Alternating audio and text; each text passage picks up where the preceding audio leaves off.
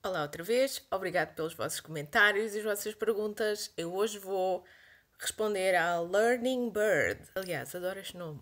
A ave que continua a aprender. Learning Bird. Então ela escreveu, ou ele escreveu, não dá para perceber pelo comentário, talvez fosse interessante fazer mais um vídeo ou uma série de vídeos dedicados à educação e aos comportamentos dos adolescentes, a sua integração na vida adulta e todas as tensões que se criam, que podem ser ou não diferentes para rapazes e raparigas. Isto foi um ótimo comentário, obrigada, e uma ótima dica para eu falar. Chama a atenção que aqui no canal eu já toquei estes aspectos, estas questões da educação, então já falei um bocadinho disso noutros vídeos que vão aparecer aqui em cima em links que vocês podem ver. Mas em todo o caso, respondendo diretamente ao Learning Bird. Isto é um tema para vários vídeos, mas tendo em conta o pouco tempo que eu tenho aqui, vou tentar tocar em alguns tópicos importantes. Então, o primeiro tópico importante é que na sociedade japonesa o sistema de ensino é visto como tendo uma espécie de estrutura piramidal. Imaginem uma estrutura piramidal em que vocês têm a fase inicial, que é a creche ou jardim de infância, depois têm a escola chamada primária, que é dos 6 anos aos 12 anos, e depois vocês têm o junior high school, e depois têm a escola secundária, e depois têm o ensino superior, de vários tipos diferentes de ensino superior. No Japão é visto como sendo uma pirâmide em que todos os links estão encadeados uns nos outros. Então, os pais, as mães, os cuidadores com mais posses, com um estatuto socioeconómico mais elevado, procuram as escolas que dão mais garantias porque têm uma taxa maior de aceitação daqueles seus alunos nas escolas boas do nível seguinte. E, inclusivamente, até há maneiras de ver, porque essas, obviamente, se isso interessa às escolas, elas compilam os resultados, não é? Os resultados estão disponíveis. Os pais até procuram saber, mas os alunos que vão a este jardim-escola, eles acabam por concluir os estudos em que universidade? Ou os alunos que vão para esta escola privada, ou para este colégio, ou para este externato, para onde é que eles vão a seguir? Quão sucedidos, quão bem-sucedidos eles são a seguir? Então, a escolha de qual é a escola no Japão para as famílias japonesas é uma escolha em relação a qual vai ser a taxa de sucesso a longo prazo deste aluno. Então, existem consórcios educativos que já têm a creche associada à escola primária, associada à secundária, associada a tudo, às vezes até com a universidade própria, que dá essa segurança às famílias japonesas, que garante que aqueles alunos vão sempre passar de nível para as escolas seguintes dentro do consórcio, dentro da empresa que tem aquelas instituições educativas. Obviamente no Japão também há a chamada escola pública. Vocês têm sempre que pagar alguma coisa, têm que pagar os direitos de estudo, têm que pagar a alimentação, etc. Vocês têm sempre que pagar alguma coisa, mas também há a escola pública. Mesmo que vocês façam o percurso escolar ou ponham os vossos filhos a fazer o percurso escolar deles na escola pública no Japão, há sempre preocupação a cada diferente nível de ensino de fazer os exames de acesso à escola melhor possível. À escola com melhor ranking de notas, à escola com melhor ranking de sucesso dos alunos a longo prazo. Porque há rankings e porque há exames de acesso. Então, essa é a principal diferença, acho eu. Os exames no final do ano letivo que se fazem em Portugal e na maior parte dos países ocidentais são exames para averiguar conhecimento adquirido. Mas no Japão dão mais importância aos exames de acesso à instituição. Portanto, são exames, são testes que se vão fazer na própria instituição, normalmente, em que se vai determinar se aquele aluno entra para aquela instituição. Então, o peso, a ênfase, está todo em entrar para a escola certa, naquelas separações de nível educativo. Os alunos estudam e fazem um exame para entrar para a escola primária. Os alunos estudam e fazem um exame para entrar para o secundário, para aquela escola secundária. E o maior e mais importante exame deles todos é o exame de entrar para a universidade. Porque conforme o estatuto, o nível, a celebridade da instituição para onde eles vão entrar, não do curso, não do departamento. Isso na mentalidade dos japoneses não interessa para nada. Na mentalidade do Japão, dos japoneses, o que interessa é entrar para uma instituição, nomeadamente de ensino superior, que tem um determinado estatuto, um determinado nível, um determinado prestígio. Então fazer o exame que garante a entrada nessa instituição é o mais importante de toda a carreira académica. É mais importante do que o que se aprendeu. O que se aprendeu não é importante. É mais importante do que as notas, embora as notas indiretamente estejam implicadas nesse exame de acesso. Mas sim, mas o mais importante de tudo é estar preparado para fazer o exame de acesso à universidade mais prestigiante possível. Então, para isso, para esse fim, para esse objetivo final, os alunos japoneses começam a ir aos centros de explicações ou aos centros de estudo, a seguir ao horário da escola, logo a partir do junior high. Portanto, logo a partir dos 12 anos para a frente, alguns deles começam logo a ir. Se não foram antes, vão de certeza durante o ensino secundário, a partir dos 15 anos, porque têm que estudar e preparar-se para os exames de acesso à universidade. Mais do que a escola, é assim, eu acho que a principal diferença é que aqui no ensino secundário, na Europa e no mundo ocidental em geral, considera-se que o ensino secundário é um ensino em que o aluno vai aprender mais e vai crescer a sua personalidade e desenvolver a sua individualidade.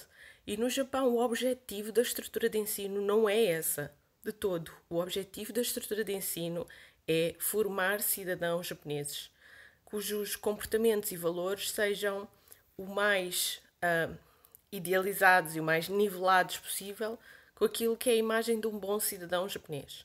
Características como saber trabalhar em equipa, obedecer às hierarquias, conseguir compreender o seu papel dentro do seu grupo específico, dentro do seu grupo de alunos, dentro do seu grupo da turma, dentro do seu grupo da escola, dentro do seu grupo da família, etc. Saber como pertencer e como comportar-se a um grupo, saber os níveis de linguagem, as regras de educação, a maneira de funcionamento, ser muito ativo, muito genki em desporto e em coisas físicas. Porque se vocês virem ao longo da história, todos os países cuja estrutura educativa está mais voltada para formar cidadãos com um certo conjunto de valores do que para formar pessoas com um certo conhecimento adquirido e um certo sentido crítico da realidade e da sociedade, ao longo da história, todos os países que se inclinaram mais para a primeira opção sempre deram muito ênfase à disciplina desportiva, e isso também acontece no Japão. Claro que isto tem vantagens e desvantagens. Eu estou a tentar dizer aqui as coisas da maneira mais objetiva possível. Tem vantagens e desvantagens. Eu reconheço ambas, mas uma coisa que eu noto é que os alunos japoneses andam muito cansados, os mais pequenos, não é? Os do que nós chamamos ciclo ou os do secundário andam muito cansados, estão muitas horas a empinar matéria, a decorar matéria. O objetivo é decorar, é memorizar, é fazer os exames, é os rankings, é as notas. O objetivo não é aprender, criticar, contextualizar. Os alunos não têm a percepção de que a escola é uma coisa relacionada com os outros aspectos da vida, mas sim que a escola serve para a socialização entre os colegas e com os professores e todas essas coisas, e depois para se prepararem para os exames da universidade vão às tais aulas a seguir às aulas, e é muito comum eles chegarem a casa às 11 da noite e ainda têm que terminar trabalhos de casa da escola normal e dormem muito pouco e andam muito cansados e muito estressados. E uma consequência muito negativa disso tudo é que dentro da juventude menores de idade do Japão, é muito preponderante sentimentos de desalento, angústia, ansiedade, depressão, às vezes pensamentos suicidas. Isso é muito comum. Também é muito comum o bullying, e nos últimos anos o bullying começou a ser cada vez mais cedo, portanto há cada vez mais casos de bullying na creche, a partir da creche, porque todas essas tensões eles acabam por descarregar uns nos outros, os alunos. E o bullying no Japão é underdiagnosed, ou seja, haverá muito mais do que aquilo que é efetivamente notificado e diagnosticado. E eu acho que um professor, como eu andei nas escolas japonesas em observação, não tinha um papel docente, mas apanhava muito facilmente situações de ver que havia ali bullying a ser levado a cabo, enquanto que os professores japoneses, eu acho que por causa da tal estrutura piramidal, isto é uma coisa entre eles, entre o nível dos alunos, e os professores intervêm menos, ou quase nunca, porque acham que isto é uma coisa que eles têm que resolver entre eles, o que não é de todo a maneira como a pedagogia, pelo menos que eu fui ensinada, defende. Então isso preocupa-me, a questão de que estas crianças estão tão pouco equipadas a nível neurológico e a nível emocional para lidar com o nível de tensão, de stress e de ansiedade ao qual estão sujeitas, que acabam por se autodestruir ou punir ou agredir umas às outras de várias maneiras diferentes. Então esses são alguns dos assuntos derivados do sistema educativo do Japão. O sistema educativo do Japão também tem ótimas coisas. Eu acho que um lado positivo desta coisa do outdoors e sentido de responsabilidade social, atividade física no exterior, saber limpar a sua própria escola, saber arrumar a sua própria secretária, saber fazer comida, ter aulas de nutrição, saber distribuir a comida aos colegas, tem coisas ótimas, mas depois também tem coisas extremamente difíceis de mudar e que se verifica que são negativas para os próprios supostamente beneficiários da educação, que são os alunos. Há mais uma coisa muito particular acerca da estrutura da educação do Japão e do impacto disso na população japonesa que eu quero falar e que vem da análise do livro do professor Martino, Luigi Di Martino, porque é um professor que nós estudamos quando damos as sessões de análise social do Japão contemporâneo para os grupos de estudo do Clube Privado do Projeto Cultural e Pedagógico Japão e Portugal, e esse grupo de estudo vai continuar a partir de setembro. Vamos voltar a abrir as sessões de análise social do Japão contemporâneo e vamos estudar este mesmo assunto a partir do livro mais recente deste ano do professor Luigi, que está no Japão, que vive no Japão há quase 40 anos e que foi professor no Japão e ainda é, porque ele aposentou-se, mas continua a ensinar e a escrever muito.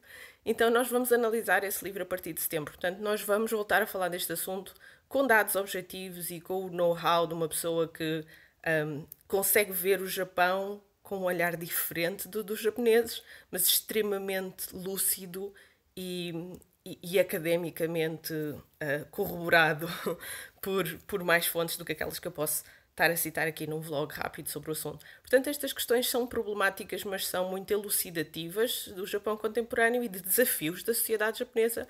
Eu acho que isto não é uma sentença final. Os desafios da sociedade japonesa são coisas interessantes de estudar e de compreender e são desafios também comuns a muitas outras sociedades do mundo. Portanto, nós também podemos aprender muito sobre isto onde quer que estejamos.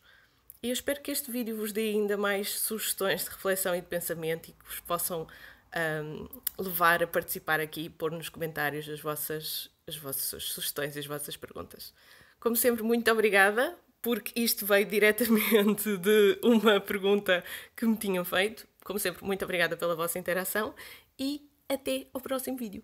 Uma grande beijoca para todos. Passem bem o dia.